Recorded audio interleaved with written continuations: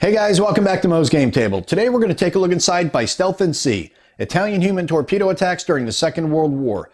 This is a game designed by David Thompson and Nicola Saggini and published by Dan Versen Games. This was a Kickstarter last year and it is now getting out to backers. And I was sent this copy for a review, so I wanted to share a look inside with you guys. If you've not received your Kickstarter pledge yet, it is on its way to you, and this will hopefully hold you over until you get your own copy. And for those who did not back it and are looking at picking it up, this will give you a better idea as to what to expect when you get the game. I absolutely love this cover. This is a very dramatic cover. It is from a painting that is done by Rudolf Claudius that is courtesy of the Italian Navy, as it says on the front cover. So let's take a look at the back of the box and see what this game's all about. By Stealth and Sea is a solitaire or cooperative game that takes place during the Battle of the Mediterranean in the Second World War. You lead elements of a frogman unit called Decima Flotilla Mas. Under your command, teams of frogmen pilot manned torpedoes in attacks against the Royal Navy in the heavily guarded harbors of Gibraltar, Algiers, and Alexandria. By Stealth and Sea's campaign system features all 9 key historic manned torpedo attacks by the Decima Flotilla Mas against the Royal Navy. During the campaign, you advance your technology and train your frogmen, but the Royal Navy responds to successful attacks by improving its defenses. The remarkable accomplishments of the Decima Flotilla Mas served as a model for other naval special forces for years after World War II. Will you be able to match these historic results, or will you succumb to the defenses of the Royal Navy? And it says here, game components, you get 3 22 by 17 inch boards, 3 player sheets, 141 cards, 116 counters, 48 tokens, and 5 dice. It is tactical scale for 1 to 3 players, and the playtime is about 30 minutes with low complexity. And you can see an example of the map as well as the counters and the cards. So let's take a look inside and see what you get. All right, we get our rule book, our mission guide. We've got 3 matted boards, player aids, and our SLC mats, 3 counter sheets, 2 decks of cards, some wood bits, and our dice. So let's set up the map, take a closer look at the game. And we'll take a look at the maps that come with the game. This is the first one, Alexandria, and these are all matted map boards. And it's a tactical game, so you're going to be drilled down right into the harbor itself, and that's all you're going to concern yourself with is the entrance into the harbor, getting through the torpedo net here, and then getting into the harbor and dealing with the targets that you want to take out. Remember, you're not just going to be just moseying on in here, sneaking up on the ship and dropping your charges and then beat feet out of dodge. You're going to be dealing with patrol craft as well as other harbor defenses. As you can see along the right hand side, those list out all the different harbor defenses. At the top left, you have the turn sequence laid out for you, the SLC scuttled, the operators escaped, and at the bottom you have the time tracker for the mission, and you have all the locations on the map that you'll be using as reference points, and easy just to follow along. And the only thing that you really have to concern yourself with as far as movement goes is any of these darker blue hexes you cannot move into, even if it is only partially dark blue in the hex. SLCs and patrol craft cannot move into them. And next we have the Algiers map, which has 2 entry points into the harbor. You have torpedo nets here and here that you'll have to evade, and your piers will be here. That is where your targets will be that you'll be attempting to take out.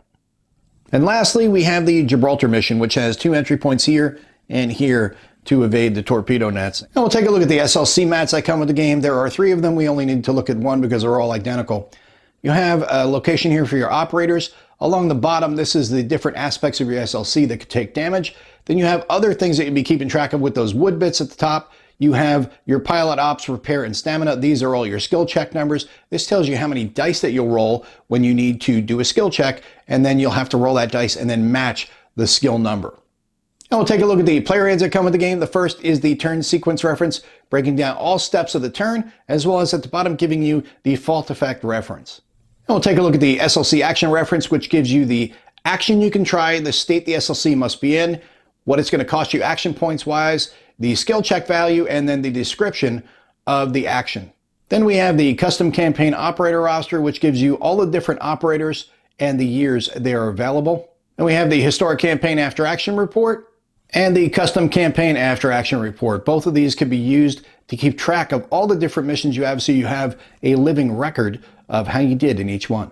We'll take a look at the cards that come with the game. The first are the forward positioning cards. This tells you the launch location, in this case, La Spezia, and then you have target locations, Gibraltar, Alexandria, and Algiers. Each of them has different target locations. Cadiz, you go to Gibraltar. Leros, you go to Alexandria, and in Altera, you go to Gibraltar. And the other thing about the front of these cards is it tells you the fatigue level and the fault check. Fatigue, for example, you get how many surge tokens. You get 2 surge tokens here. Surge tokens are used to either get a reroll of your dice or to add a +1 modifier. And then the fault checks tells you how many fault checks you have to go through before you begin the mission. And speaking of fault checks, we'll take a look at some of the fault check cards. Remember before we looked at the SLC mat and it told you what your skills were, 1s or 2s. That tells you how many D6 you can roll to try to pass on these fault checks. In this instance, the repair check is a 4, so if you get 4 or greater, you would definitely pass. If you did not, you would fail, and it would tell you what to do at the bottom. Here's another one, a warhead fault, for example. It says if you fail rolling a 6, it is going to place this card next to an SLC sheet and place the warhead token on the card. You must first repair it before you can use the warhead token. Another one is the SLC battery fault. It has a repair check of 5, and the SLC ballast tank fault, a repair check of 4. Remember we saw the 4, the 5, and then the 6 prior to that. This is where those surge tokens would really definitely come in handy as either rerolls or a +1 modifier to try to succeed. And we have our operator teams. They have 2 states. They are readied or they are stunned on the back end with the red. So you always want to try to keep them ready, but you get a listing of the action points and any extra bonuses that these guys will have at the bottom. We were talking about the skill checks before and repairs. For example, these guys get a +1 for repair. These guys get a +1 for escape. And then these guys get an extra surge token. Then we have the harbor defense cards, which you will be placing along the right-hand side of the map, which we looked at before. And this will give different benefits to the defenders that you'll have to get through when you're trying to get into the harbor, because as things go on, they'll have tougher and tougher harbor defenses that you'll have to face. Then we have the alert deck, which is just a deck of cards from 2 to 12. This will raise the alert level as things happen in the game and the defenders become more alert. When you do get to 12, however, this is where things get real interesting. You remove the lowest numbered cards from the discard pile, maximum 6, and shuffle the deck. So it's getting lower and lower each time because the enemy is more alert to your presence. Now we'll take a look at the counter sheets that come with the game. There are 3 of them. At the top, the number 2s, those are all skill counters. And then we have cargo ships. We've got naval vessels, more naval vessels on the second sheet. We finish out the naval vessels on the third. Then we have the patrol craft and the SLC counters on the third sheet. And we'll take a look at the rules. This is a 29-page full color rulebook. On the first page, you have the table of contents. And then we get to the introduction, which breaks down all of the different parts of the game.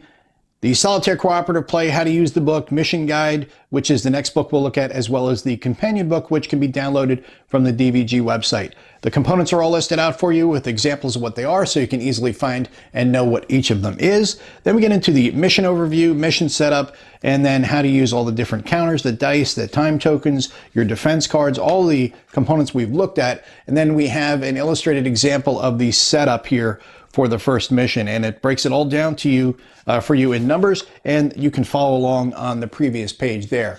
I love illustrated setups because it makes it a lot easier to follow along, because sometimes you kind of lose track of what the nomenclature is in some games, but this is laid out for you nice and easy to understand.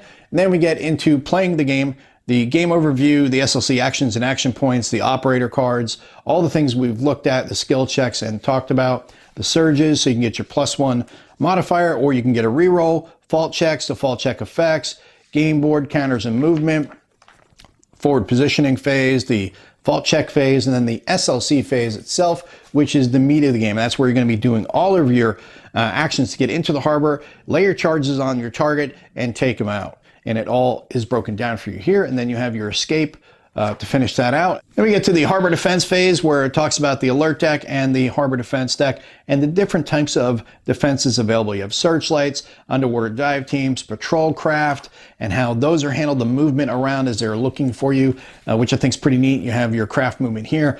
because you can't just say, oh yeah, they're going that way, I don't have to worry about it. Well, they may change up and come right at you, just like in the real world, and that's something you always want to have as a good challenge. Then you have the shore base mortar, anti-torpedo net, and then cleanup phase and ending the game with your scoring. And then we get to the campaigns, the historic campaign, custom campaign, and then the changes to mission setup, your operator roster, the skills, captured, killed operators, and your promotions and medals. That way you can keep track of those.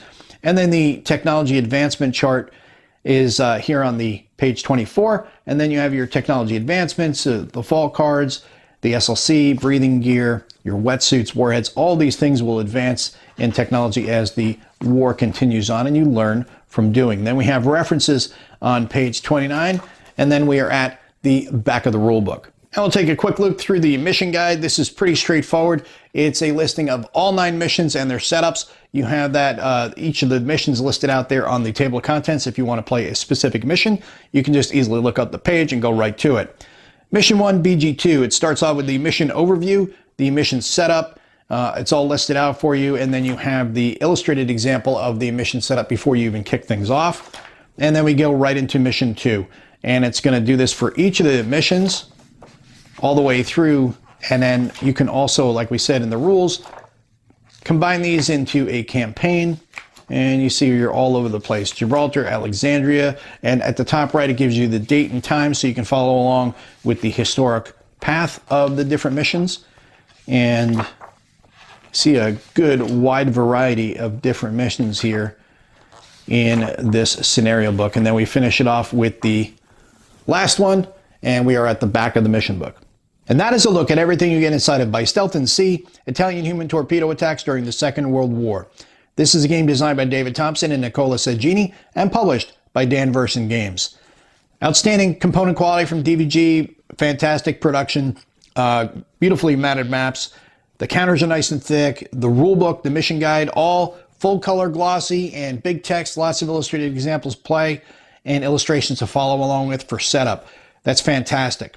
It's David Thompson, him and Nicola Seggini got together and they came up with this design. And everything David's done has been fantastic so far. So I have high confidence this is going to be a really fun game. And it's on a unique subject that a lot of people were not aware of. I know I knew very little about the Italian Navy and very little about these SLCs, which are the precursor to the modern swimmer delivery vehicles that are used by naval special forces around the world. And pretty cool. I knew about the Japanese Chiton, but these guys don't go out there to commit suicide like the Chitons did, although Chitons had very minimal use in World War II.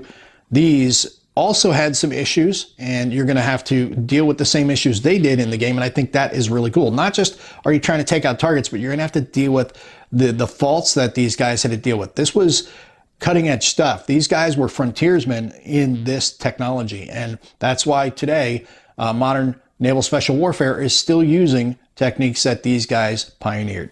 So really interesting subject. Looking forward to getting this one on the table and sharing my thoughts with you in a review pretty soon.